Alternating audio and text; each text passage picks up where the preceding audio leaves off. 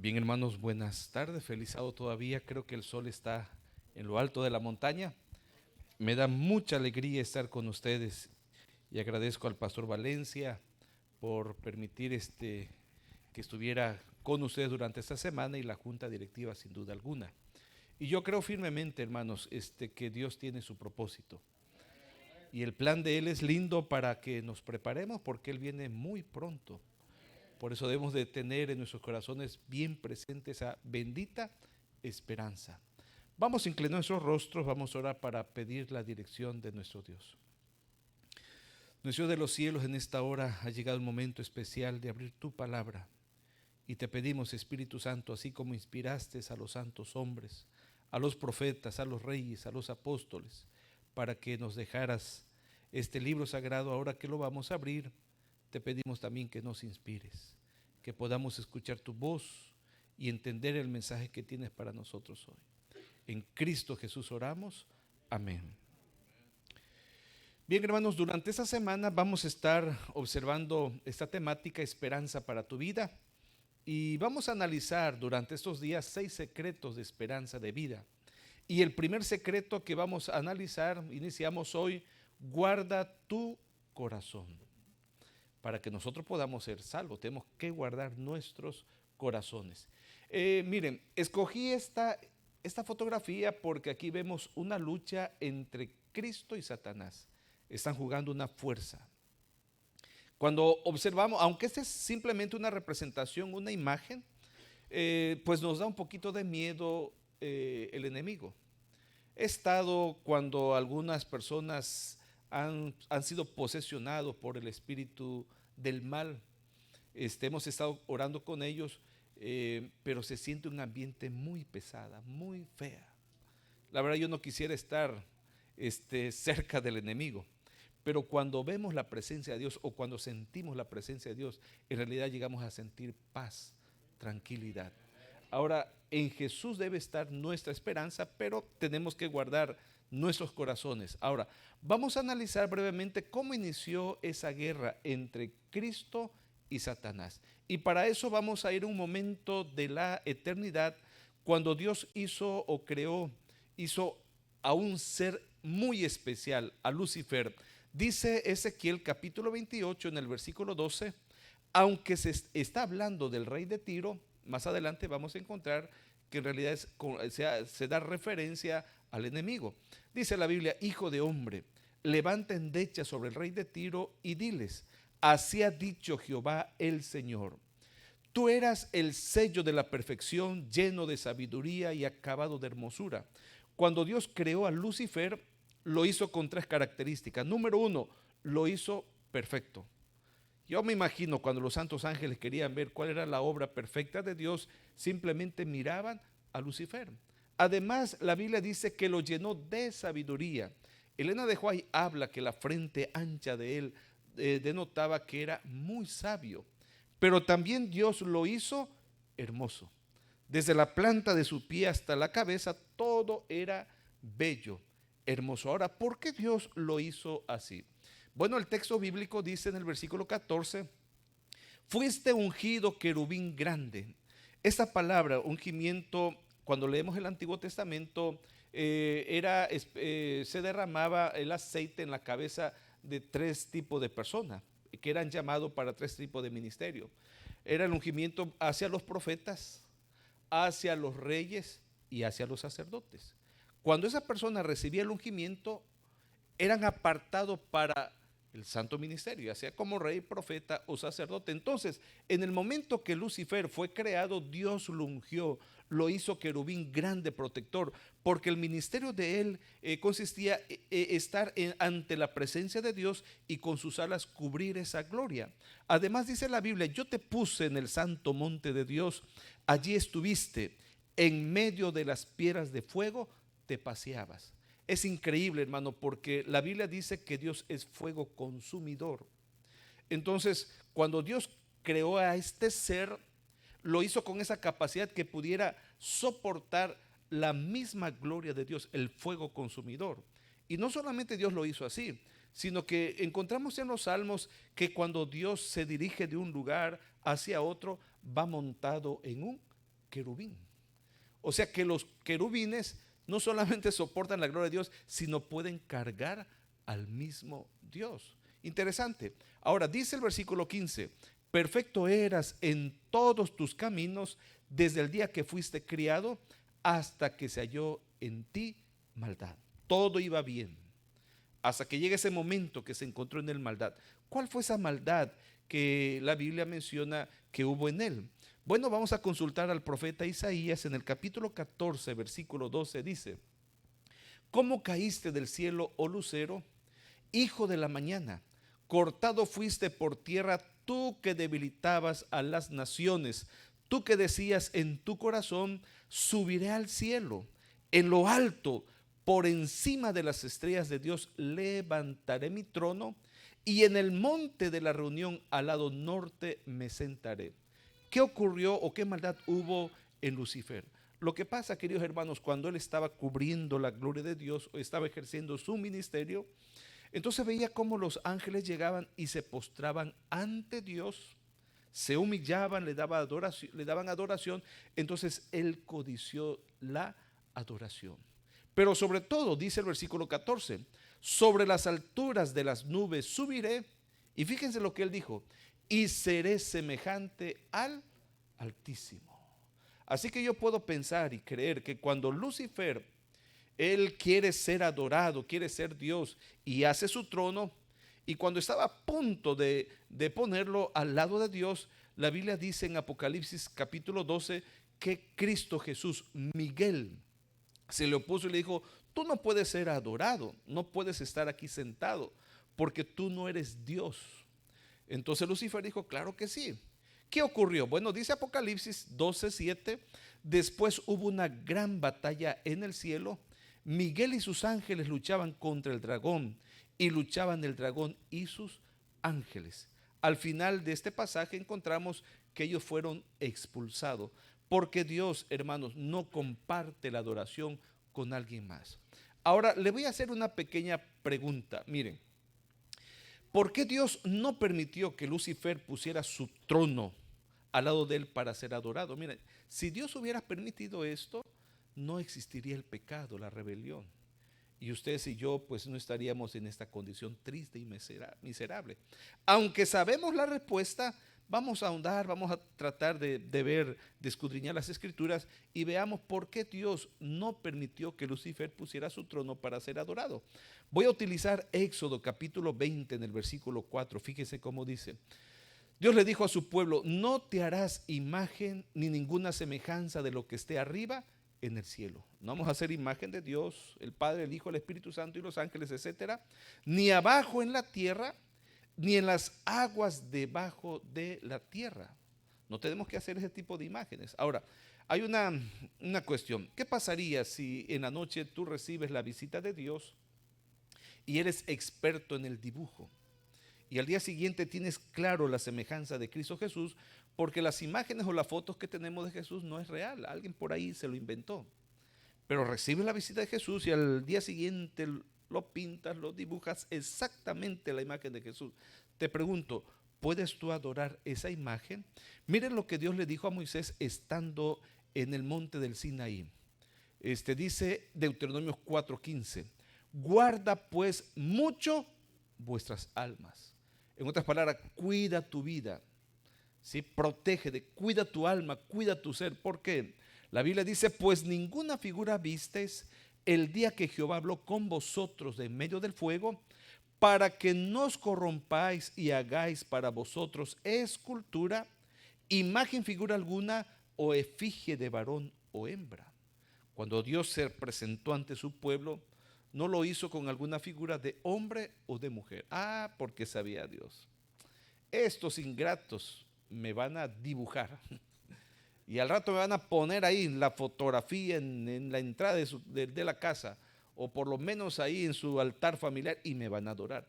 Entonces Dios no se presentó así, ¿sí? Ahora, si tú recibirías la visita de un ángel, ¿lo podrías adorar? Ya sabemos esto, especialmente en Apocalipsis capítulo 19, El ángel Gabriel le reveló al discípulo amado las hermosuras de la nueva Jerusalén, del cielo, las profecías. Entonces Juan quedó arrobado, extasiado, y la Biblia dice que él se postró ante el ángel. ¿Cuál fue la reacción del ángel? Dice el versículo 10 que el ángel le dijo: no hagas eso, yo soy consiervo tuyo, adora a Dios. Ahora, miren, algunos han dicho que el apóstol Pedro le pasó la bendición, el pontificado a otros hombres, ¿no? Que dicen por ahí la iglesia católica que el papado tiene la bendición o la potestad desde el apóstol Pedro. ¿Qué ocurrió con Pedro cuando especialmente Cornelio tuvo la visita del ángel? Y el ángel le dijo: mira, ve, llama a Pedro, él te va a declarar o te va a decir muchas cosas sobre este camino. Entonces Cornelio va a buscar a Pedro, y cuando Pedro llega a la casa de Cornelio, entrando a la puerta, dice la Biblia que Cornelio cayó, se postró ante Pedro. ¿Cuál fue la actitud de Pedro? Dice Hechos capítulo 10 en el versículo 26. Mas Pedro lo levantó diciendo: ponte de pie, yo también soy hombre. En otras palabras, no aceptó la adoración. Ahora con esto voy a regresar a Éxodo capítulo 20, porque aquí viene la explicación. Dice el versículo 5: no te inclinarás a ellas, ni las honrarás, porque yo soy Jehová tu Dios, fuerte, y utilizo una palabra que ustedes y yo conocemos: celoso. Estaba allá trabajando en los Altos de Chiapas, ahí en Simojovel, y una mañana llegó una hermana y me dijo: pastor, me urge hablar contigo. Ella era de una colonia de Ocotal que quedaba como unas 3 horas. Entonces ella me dice: mira, pastor, hace unos domingos yo bajé aquí a Simojovel, al municipio, a comprar algunas cositas. Y mi esposo también había descendido. Y pasé por la plaza central y vi a una parejita ahí sentado, donde la dama le estaba acariciando el cabello a esta persona y le daba besito en la cara. Y cada vez que yo más me acercaba, se me parecía a mi esposo.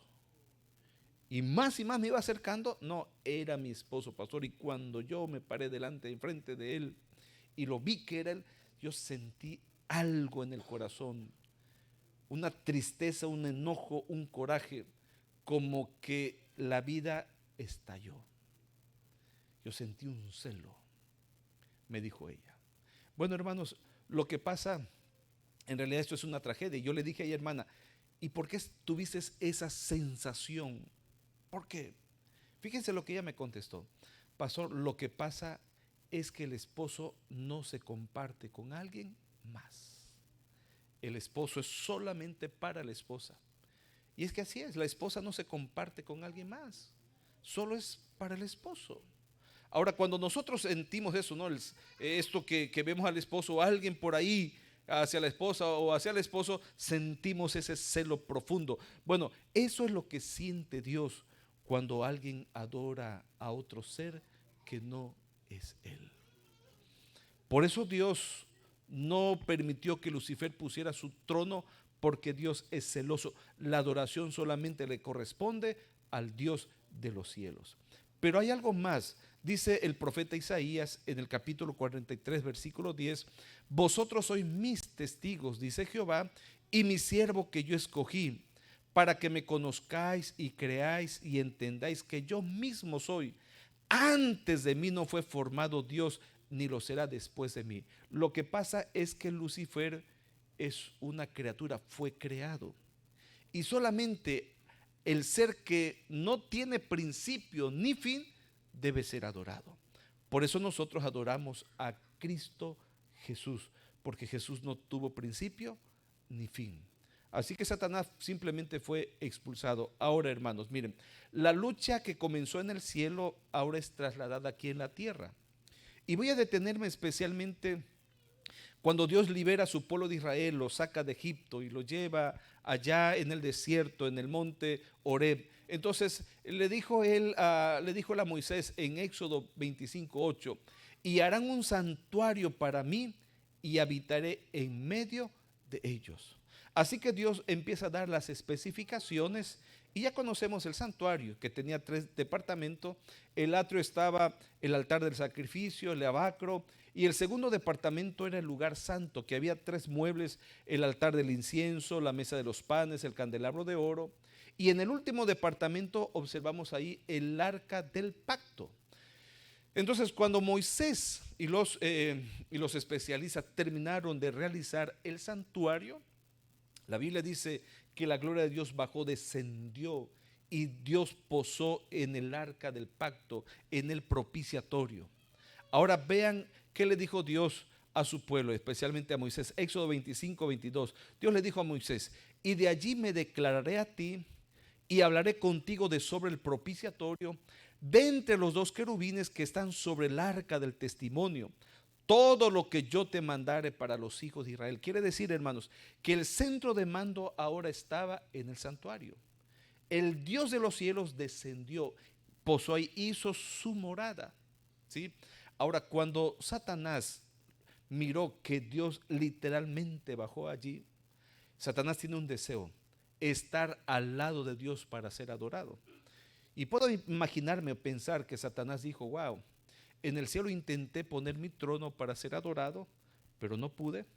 Pero ahora, como Dios está en esa tierra y que Él era el gobernante, el príncipe de esa tierra, entonces Él dijo: voy a lograr aquí establecer mi trono para ser adorado. Ahora observamos al profeta Jeremías. Fíjese lo que dijo en el capítulo 7, versículo 29. Dijo el profeta: Jehová ha aborrecido y dejado la generación objeto de su ira. Dios estaba molesto. ¿Y por qué estaba molesto? Dice el versículo 30: pusieron sus abominaciones en la casa sobre la cual fue invocado mi nombre, amancillándola, ensuciándola. Ahora, ¿cuáles fueron esas abominaciones y por qué Dios dijo que la mancharon? Vamos a consultar al profeta Ezequiel en el capítulo 8, versículo 16, que dice: y me llevó al atrio de adentro de la casa de Jehová, y aquí junto a la entrada del templo de Jehová, entre la entrada y el altar, como 25 varones. ¿Qué estaban haciendo esos 25 varones? Dice el texto bíblico: sus espaldas vueltas al templo de Jehová y sus rostros hacia el oriente, y adoraban al sol postrándose hacia el oriente. Estos 25 varones. Entonces ellos le estaban dando la espalda al Dios vivo, donde Dios estaba en el lugar santísimo. Su rostro de ellos estaba hacia el oriente, adorando a Baal, al Dios Sol, que es la representación de Lucifer. Entonces, tú vas a ver, por ejemplo, en el libro Segunda de Crónicas, capítulo 32, donde Manasés llenó de imágenes de dioses falsos en el templo, en el mismo lugar donde Dios estaba. Así que Dios se molestó y Él determinó en Ezequiel 8:18 lo siguiente: pues también yo procederé con furor, no perdonará mi ojo, ni tendré misericordia, y gritarán a mis oídos con gran voz, y no los oiré. Dios determinó castigar a los judíos y llevarlo a Babilonia 70 años. Porque ensuciaron su templo. Es que Dios no comparte la adoración con alguien más. Él es santo, Él es celoso. La adoración solamente es para Él. Ahora, hermanos, miren, Cristo Jesús llega, se encarna, se hace hombre y sale del templo, y los discípulos empezaron a hablar bonita de la ciudad y específicamente del templo. Entonces Jesús en esta montaña, en Mateo 23:37, fíjese lo que Él dijo: Jerusalén, Jerusalén, que matas a los profetas y apedreas a los que te son enviados. ¿Cuántas veces quise juntar a tus hijos como la gallina junta sus polluelos debajo de las alas y no quisiste? Entonces dice el versículo 38: he aquí vuestra casa os es dejada desierta. Nosotros sabemos, especialmente cuando Jesús muere en la cruz de Calvario, dice la Biblia que hubo un terremoto y el velo que dividía del lugar santo al lugar santísimo se rasgó de arriba hacia abajo. Y el cordero que estaban sacrificando se le escapó al sacerdote, dando a entender de que Dios abandonó ese templo, porque a partir de allí Dios nunca más va a habitar en un templo construido por manos humanas, porque no le dieron el valor. Ahora, con todo eso, déjeme decirle, en la actualidad, en este tiempo, Dios también tiene un templo. Ya no es este edificio de construcción humana. ¿Cuál es ahora el templo de Dios? Dice el apóstol Pablo en 1 Corintios 3:16, ¿no sabéis que sois templo de Dios y que el Espíritu de Dios mora en vosotros? ¿A dónde está el templo de Dios? Somos nosotros. Eres tú y soy yo, en nuestros corazones. Ahora te pregunto, ¿no crees tú que si Satanás intentó en el cielo establecer su trono, pero no lo logró? Y en el santuario intentó establecer su trono y sí, lamentablemente lo logró. ¿No creen ustedes que al ver Satanás que Dios está en nuestros corazones, no va a intentar él establecer su trono para que tú y yo le adoremos? Claro que sí. Porque él tiene una obsesión, estar donde Dios está para ser adorado. Y hermanos, si nosotros empezamos a darle más tiempo al enemigo y cada vez más nos espaciamos en el pecado, en la maldad, lo que es de él, Dios va a tomar una decisión. Dice el apóstol Pablo, si alguno destruyere el templo de Dios, Dios le destruirá a él, porque el templo de Dios, el cual sois vosotros, ¿cómo es? Santo, santo es. Es que Dios no comparte la adoración con alguien más. Solo Él es el único que debe ser adorado. Ahora, hay personas que por mucho tiempo han vivido lejos de Dios, andando, como dijera la lección de escuela sabática de la semana pasada, andando en el placer, en el pecado. Y cuando está hastiado de su vida y cuando ha llegado al fondo y clama la presencia de Dios, Dios baja y expulsa al enemigo de nuestros corazones. Y cuando alguien se ha expaciado en el pecado, le ha dedicado más tiempo a las cosas del mal, del enemigo, si tú quieres ser liberado, el único que es capaz de expulsar al enemigo del corazón, de la vida, es Cristo Jesús, es el Espíritu Santo. Ahora es necesario, queridos hermanos, que nosotros guardemos nuestros corazones, porque Dios quiere cada vez más morar y manifestarse en nuestra vida. Miren lo que nos dice en la segunda carta a los Corintios, capítulo 6, versículo 16. ¿Cuál es el plan de Dios? Porque nosotros somos templo del Dios viviente. Como Él ha dicho, viviré con ellos y andaré entre ellos, y yo seré su Dios y ellos serán mi pueblo. Ese es el plan de Dios. Él quiere que lo veamos como lo que es nuestro Padre y Él quiere hacernos sus hijos. Déjame contarles lo siguiente. Cuando yo estaba estudiando la secundaria, en mi salón en la escuela, estaba cursando el tercer año de secundaria, teníamos allí un compañero que era el hijo del presidente municipal. Cuando mis padres me daban lo que sería 10 pesos en aquella ocasión, yo con 10 pesos podía comprar un refresco y una sabrita. Y eso era mi gasto en el recreo. Pero el hijo del presidente llevaba lo que sería en este tiempo unos 400 o 500 pesos. Así que él se daba el lujo de comer, de invitar a las chicas. Era el chico popular. Entonces decíamos, wow, qué privilegio es llegar a ser hijo del presidente municipal. Cuando estamos ya a punto de terminar el curso escolar, de graduarnos, nuestro asesor nos dijo, muchachos, miren, ustedes van a graduar de la secundaria, van a pasar a la preparatoria, no sé qué grado, cómo les llamarían aquí en Estados Unidos, pero ya deben de ir pensando cuál va a ser su profesión, su carrera. Así que hicimos un ejercicio, todos los compañeros, cada uno empezamos a pasar al frente diciendo lo que seríamos. Pues decían médico, licenciado, maestro, abogado, enfermero, etcétera. Y como mi apellido es Ramírez, casi al final, paso al frente y le dije, pues primeramente mi plan es ser pastor de la iglesia adventista. Cuando, cuando yo dije esto, los compañeros empezaron a burlar de mí porque yo era un muchacho inquieto, normal, travieso, inquieto. tu pastor, y empezaron a reírse. Me aguanté y graduamos. Y recuerdo, hermanos, me vine a estudiar a la Universidad de Montemorelos, la preparatoria, y para pagar mi colegiatura yo tenía que colportar.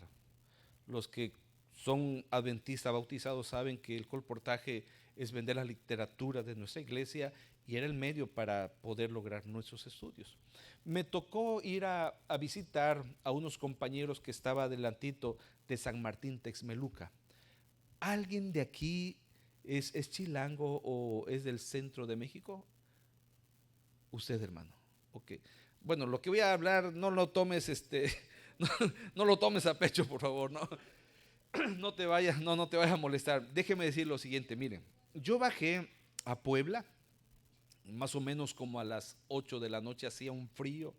Estudiante, muchacho, llevaba mucha hambre y solamente tenía 30 pesos. Así que me bajo de la capu, compré un champurrado con torta de tamales. Los que son allá del centro parten el bolillo y ahí le ponen el tamal, puro carbohidrato. Sí.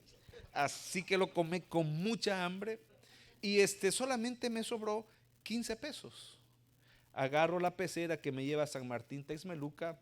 El caso que me sobró 5 pesos. Ya para entonces era como a las 9 de la noche, 9:15.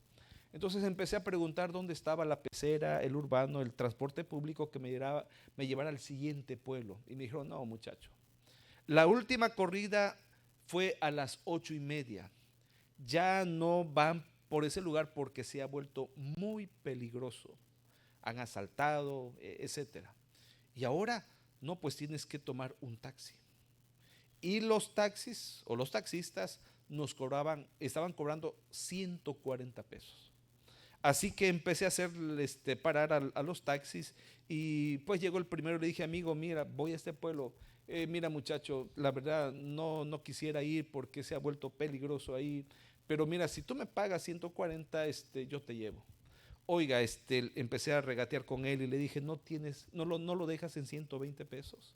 No, dice, lo mínimo 130 pesos.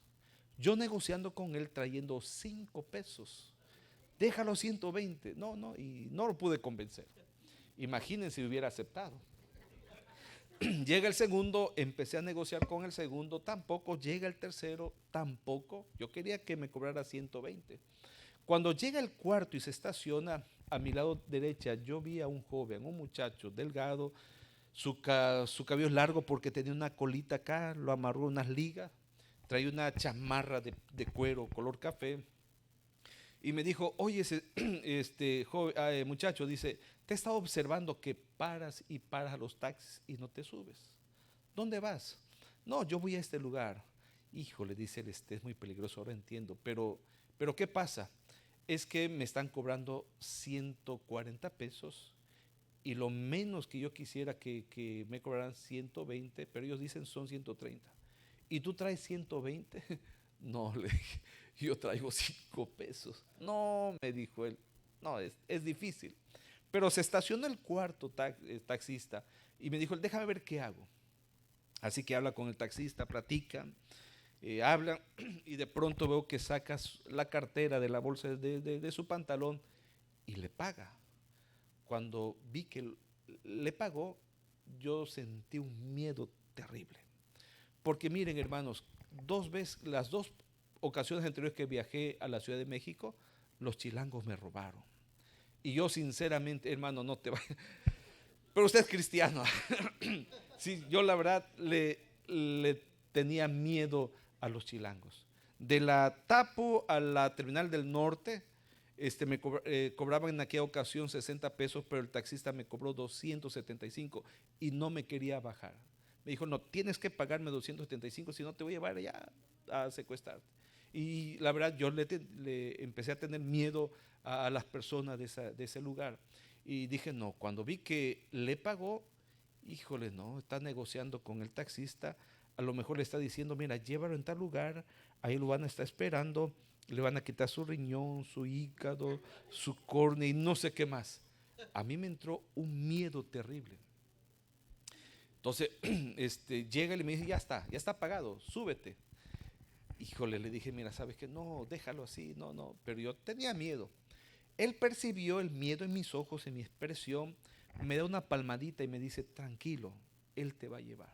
Esa palmadita fue suficiente para que tuviera confianza, así que me subo al taxi, me siento, cierro la puerta y le doy la mano para agradecerle. Cuando le doy la mano, sentí que me dejó algo en las palmas de la mano. Y yo le retiro y veo que era un billete de a 50 pesos. Hoy le dije, amigo, mira, ya me pagaste el taxi, ahora me estás dando 50 pesos, ten, se lo devolví a él. Cuando se lo devuelvo, él me apunta con los dedos y me dice, ¿lo necesitas sí o no? Sí, le digo, lo necesito. Así que agarro el billete, lo pongo en la bolsa de la camisa, el taxista avanzó y se me olvidó darle las gracias. No había pasado como 30 o 25 o 15 segundos, así que yo saco la cabeza desde la ventana del taxi para decirle gracias. Y cuando saqué la cabeza y lo busqué, ya no lo vi. Si él tuviera esa capacidad de correr así como Superman que pasa en las películas, lo vería cuando diera la vuelta a la siguiente esquina, porque en esa calle no iba él. No dije nada, tuve una sensación bonita. Llego al poblado, entró el taxi y se estaciona en la casa donde llegué. Cuando veo que la luz se enciende y a la puerta estaba la hermana, la dueña de la casa. Y yo me bajé, agarré mis maletas y me despedí del taxista. Él se fue y cuando yo intenté saludar a la hermana me puso una regañada como que si fuera su hijo.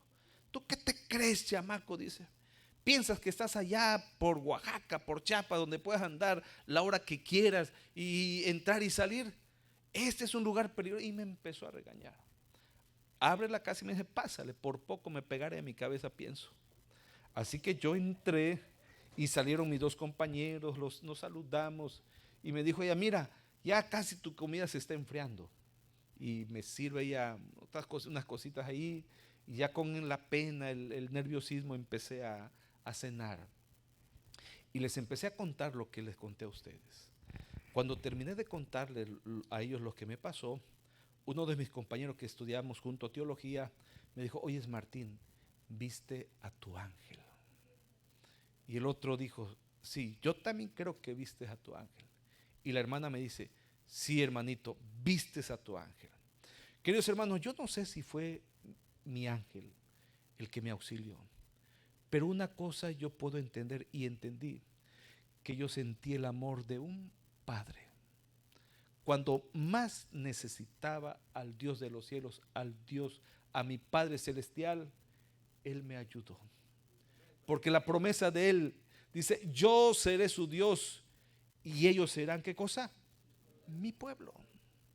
No tiene ningún valor ser el hijo del presidente municipal o el hijo de John Biden o de AMLO. No, el mayor privilegio es que el Dios de los cielos sea nuestro Padre. Y yo pude observar ahí el amor de papá cuando yo más lo necesitaba. Miren, vivimos en un mundo lleno de tristeza, de dolor, de desesperación. Y saben ustedes, hermanos, el que le da sentido a nuestra existencia en este mundo horrible solamente es el Dios de los cielos. Y lo único que tenemos que hacer es cuidar nuestros corazones, nuestro corazón, para que el enemigo no tome posesión de ella. Porque así como Dios es el único que puede expulsar a Satanás de nuestra vida, también Satanás puede expulsar a Dios de nuestros corazones. Por eso termino diciéndoles a ustedes, por lo tanto el Señor añade, seré para ustedes un padre y ustedes serán mis hijos y mis hijas, dice el Señor Todopoderoso. Eso es lo que Dios quiere hacer con tu vida, con mi vida. Él quiere convertirse en tu padre porque Él nos ve como su hijo. Por favor, no bases el amor de Dios en las cosas terrenales, como en la mejor casa o el mejor carro o el mejor trabajo. Y si tú no lo tienes, tú puedes tal vez decir, es que Dios no me ama porque no me da la casa o el carro o el trabajo que yo deseo. Si Dios me amara, me lo diera. No bases en eso el amor de Dios, básalo en la cruz del Calvario. Es ahí donde Dios nos dice, hijo, yo te amo y yo tengo planes lindos contigo, de vivir contigo por toda la eternidad. ¿Quieres tú en esta noche convertirte en hijo de Dios? ¿Qué es lo que tenemos que decir? Señor, Dios de los cielos, por favor, entra en mi corazón, toma posesión de mi vida, haz de ella tu residencia. Le queremos decir esto al Dios de los cielos. A ver, hermanos, levanten sus manos. ¿Cuántos? Hay un canto que quisiera que entonemos, se llama Ven a mí. Miren, yo no soy bueno para cantar y tal vez los directores de canto lo estoy agarrando así. Tal vez si lo pueden llevar hoy en la noche para que lo ensayen mañana, vamos a estarlo cantando al final del tema. Así que si son tan amables, miren, vamos a colocarnos de pie, vamos a entonar este canto. Y si quieres pasar, vengan chicos, vamos a entonar este canto. Es un himno de llamado y yo quiero terminar cantando esto y con la oración. Es una invitación que nos está haciendo Cristo Jesús. Hijo mío, dame tu corazón. Yo quiero morar en tu vida. Quiero hacer de ti mi hijo amado.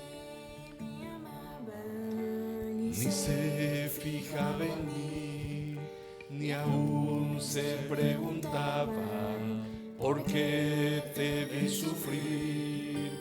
Grandes decepciones, ya no podía más. Fue entonces que a mi Cristo yo le escuché decir: ven a mí,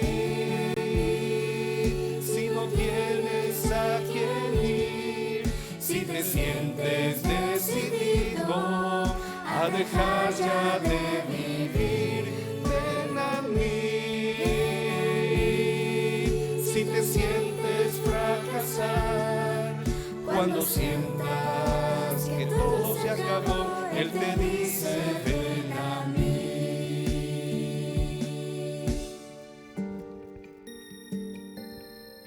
Si la senda se hace angosta y es difícil caminar, si te sientes angustiado y sientes desmayar, clama entonces por su ayuda, no se va a hacer esperar, porque escucharás a Cristo que te invita con amor: ven a mí,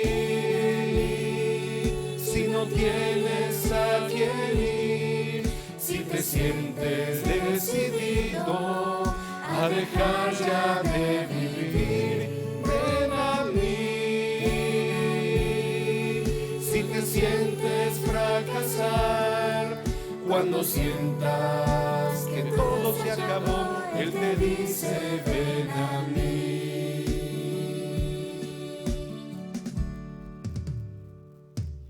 Ven a mí, si no tienes a quien ir, si te sientes decidido a dejar ya de vivir, ven a mí, si te sientes fracasar, cuando sientas que todo se acabó, Él te dice: ven a mí. Este es el llamado que Cristo Jesús ha estado realizando desde que el hombre cayó en pecado, porque nos trajo el pecado no solamente dolor, enfermedad, sino la muerte eterna. Ha arruinado nuestra vida y solo Cristo Jesús es el que nos devuelve la esperanza de tener paz, la esperanza de la salvación y la esperanza de la vida eterna. Apreciables hermanos, todos los días tenemos que ir a Cristo Jesús. Deja que su voz de Él, su llamado, pueda tocar tu corazón y decidamos ir a los pies de Cristo Jesús. Si no tienes a quien ir, si te sientes decidido a dejar ya de vivir, ven a mí, si te sientes fracasar, cuando sientas que todo se acabó, Él te dice: ven a mí. Amén, amén.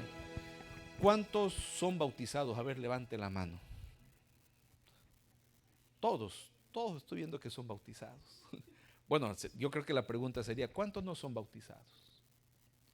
Ok, tenemos aquí 2 manos, 3 manos. Yo le quiero invitar a los pequeños, a los jovencitos, de que tomen esa decisión para que un día puedan ustedes entregar su vida a Cristo Jesús a través del bautismo. ¿Hay alguien más aquí que no es bautizado? En algún momento de su vida lo tienen que hacer, porque ese es el sello, es el compromiso que hacemos con el Dios de los cielos. Y los que somos bautizados, hermanos, yo les invito para que renovemos nuestra vida con Cristo Jesús. ¿Qué les parece si en esta noche le decimos al Espíritu Santo, por favor, toma posesión cada vez más de mi vida, de mi corazón? ¿Lo hacemos? Vamos a orar. Nuestro Dios de los cielos, con sencillez y con gratitud, Señor, nos acercamos ante el trono de tu gracia, por la forma en que tú nos has hablado de una manera tan sencilla, y hemos entendido que tenemos que guardar nuestros corazones. Por eso, Espíritu Santo, en este momento invoco tu nombre por la sangre de Cristo Jesús, que con ella nos compró en la cruz del Calvario, para que vengas y tomes completamente el control de nuestra vida. Por favor, que nuestro nombre que está escrito en el libro de la vida, por favor, no lo borres, oh Dios de los cielos, que permanezca ahí. Te hemos aceptado, y aunque te hemos fallado, reconocemos nuestras debilidades, venimos ante ti y en este momento renovamos nuestro pacto contigo. Pon en nuestra vida, Espíritu Santo, el sello de salvación, y no permitas que el enemigo pueda entrar en nuestros corazones, sino que tú completamente nos puedas llenar de ti. Gracias en tus manos pongo a cada uno de mis hermanos, a los pequeños, a los jóvenes, y que el bien y la misericordia nos siga acompañando. En Cristo Jesús oramos. Amén. Dios me los bendiga, hermanos. Pueden tomar asiento.